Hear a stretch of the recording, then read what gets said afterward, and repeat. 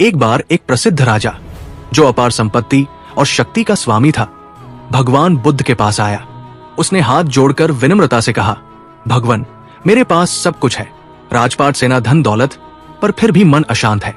मैं दिन रात सोचता हूं, आखिर मुझे सच्चा सुख क्यों नहीं मिलता।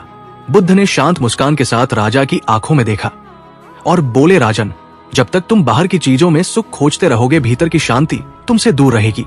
राजा बोला, पर भगवान, क्या त्याग ही इसका उपाय है? क्या मुझे अपना सब कुछ छोड़ना होगा? तब फिर बुद्ध बोले, त्याग बाहरी नहीं भीतरी होना चाहिए। त्याग का अर्थ है उस मोह का अंत जो मन को बांधता है। तुम राजा रहो पर राजपाट को अपने मन का बोझ मत बनाओ। जैसे कमल जल में रहकर भी जल से अछूता रहता है। राजा कुछ क्षण मौन रहा, फिर बोला, तो क्या मैं बिना गद्दी छोड़े भी मुक्त हो सकता हूं? बुद्ध, हाँ राजन, जब तुम हर कर्म को सेवा समझकर करोगे, जब तुम्हारे निर्णय लोभ नहीं करुणा से प्रेरित होंगे, वही तुम्हारी मुक्ति है। राजा की आंखों में नमी थी, पर अब वहां भय नहीं था, शांति थी। उसने झुककर बुद्ध के चरण छुए और बोला, भगवान, आज पहली बार मुझे समझ आया कि सच्चा राजा वो नहीं जो दूसरों पर राज्य करे, बल्कि वह है जो अपने मन पर राज्य करे।